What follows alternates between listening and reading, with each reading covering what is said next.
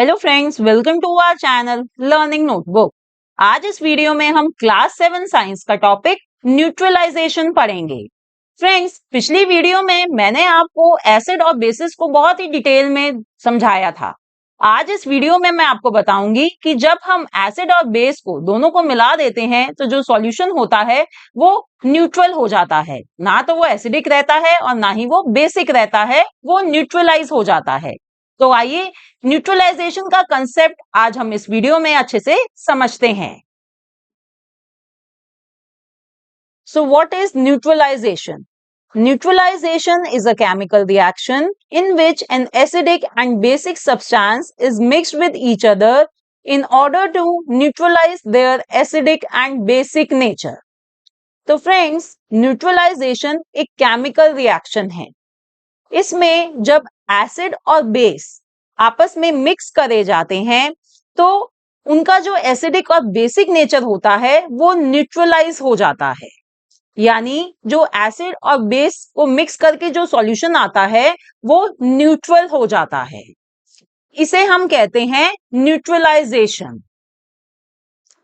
And the product that is formed after the neutralisation is called a salt. और friends, neutralisation में जो product बनता है उसे क्या कहा जाता है? सॉल्ट। तो इक्वेशन फॉर्म में इसे हम लिख सकते हैं acid plus base gives salt plus water. तो एसिड और बेस को जब हम मिक्स करते हैं सॉल्यूशन न्यूट्रल हो जाता है तो हमें मिलता है सॉल्ट और वाटर। और इस न्यूट्रलाइजेशन के केमिकल रिएक्शन में फ्रेंड्स थोड़ी हीट भी इवॉल्व होती है, तो इसलिए मैंने यहां लिखा है हीट इज इवॉल्व।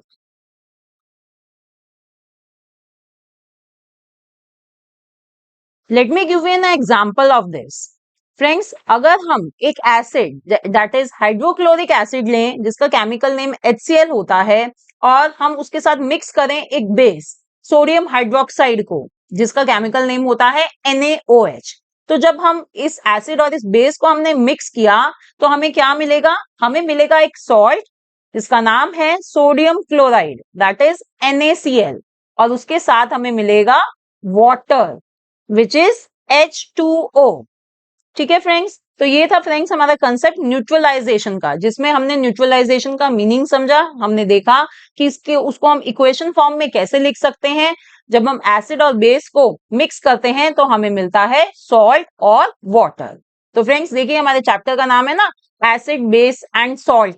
तो हमने एसिड और बेस भी समझ लिए और अब हमने देख लिया कि वो सॉल्ट है, वो सॉल्ट भी कैसे बनता है।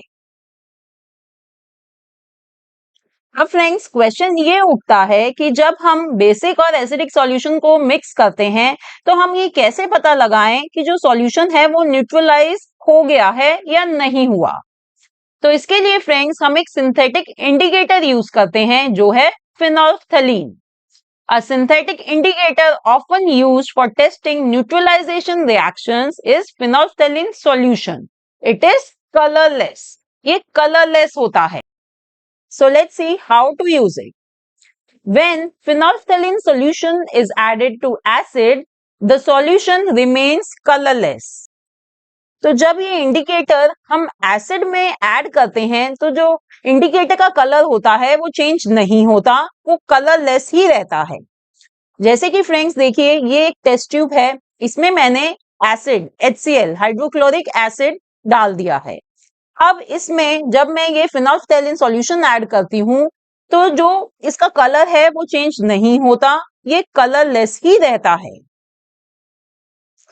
बट जब हम फिनोल्फ्थलीन सॉल्यूशन को बेस में ऐड करते हैं द सॉल्यूशन टर्न्स पिंक।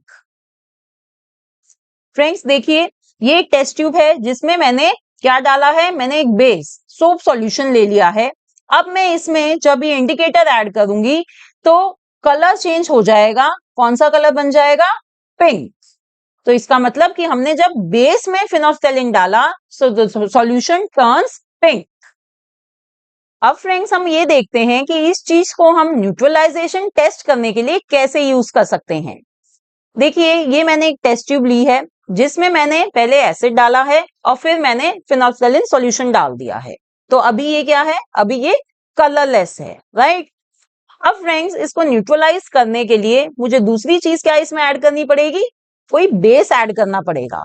तो फ्रेंड्स मैं इसमें थोड़ा सा बेस ऐड करना शुरू कर देती हूँ। तो धीरे धीरे मैं इसमें बेस ऐड करती चली जाऊंगी और जो ये सॉल्यूशन है ये न्यूट्रलाइज होना शुरू होगा।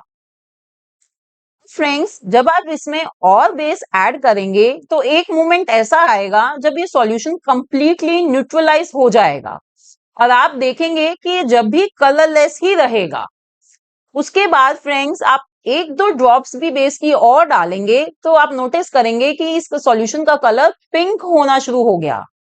तो ये इंडिकेट करेगा कि हमारा जो ये सॉल्यूशन है ये कंप्लीटली न्यूट्रलाइज हो गया है और हमें इसमें और बेस ऐड नहीं करना।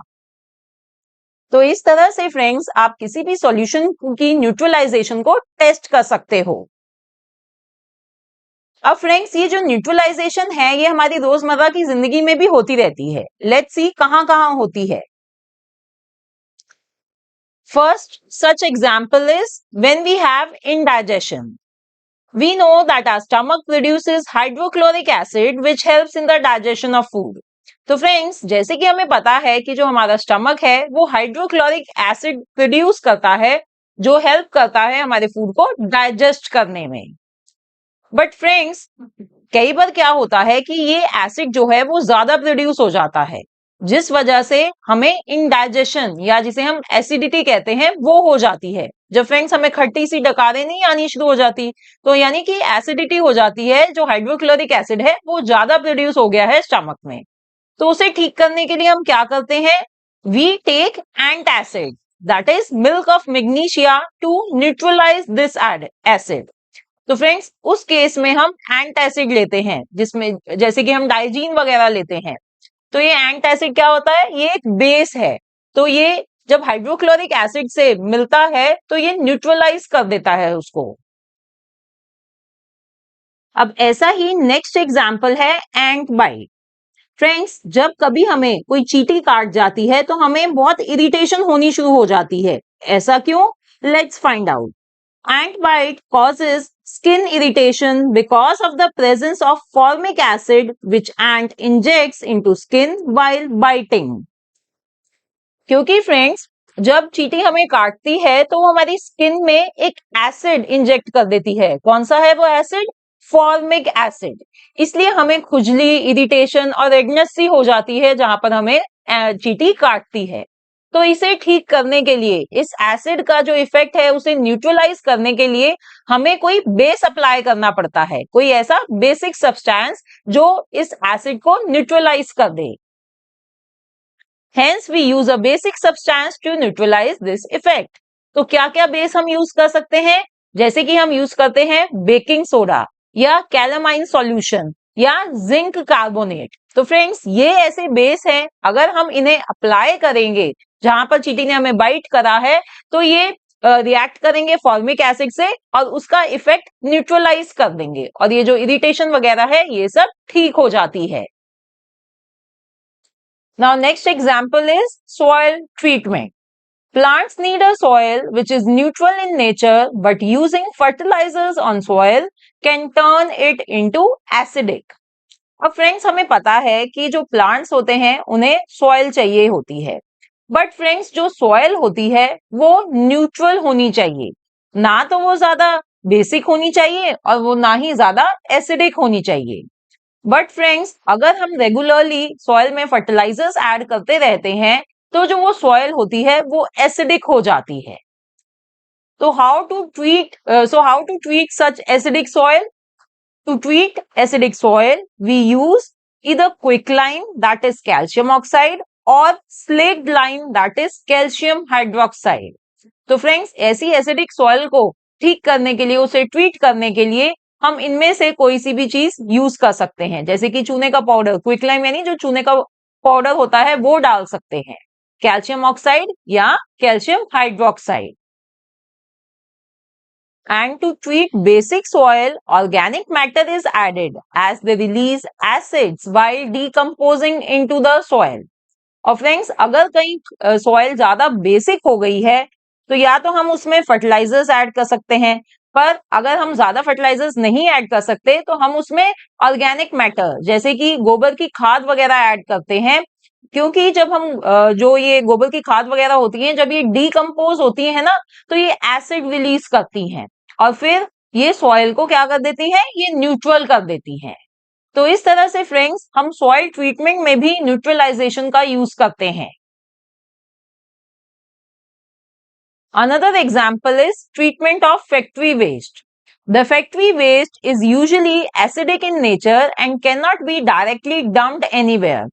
अब फ्रेंड्स ये जितना भी वेस्ट ये फैक्ट्री से और इंडस्ट्री से निकलता है ये यूजुअली एसिडिक होता है और अगर हम इसे विदाउट ट्रीटमेंट कहीं भी डंप कर दें किसी भी वाटर बॉडी वगैरह में जैसे कि रिवर्स वगैरह में अगर हम इसे डाल दें डायरेक्टली तो वहां का जो पानी है वो भी खराब होगा, जो एक्वेटिक लाइफ है, प्लांट लाइफ, जो एनिमल्स वगैरह हैं वहां पे वो भी सब मर जाएंगे, खराब हो जाएगा सब कुछ।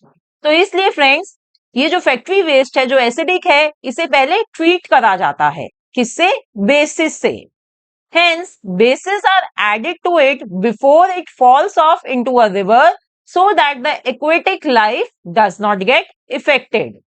तो फ्रेंड्स ऐसे फैक्ट्री वेस्ट को जो एसिडिक है उसे पहले बेस से ट्रीट करा जाता है, उसमें बेस डाले जाते हैं और फिर उन्हें डंप करा जाता है रिवर्स वगैरह में और जिससे कि वहां की जो एक्वेटिक लाइफ है, जो पानी है, एनिमल्स हैं और जो प्लांट्स हैं वो वहां पर इफेक्ट ना हो।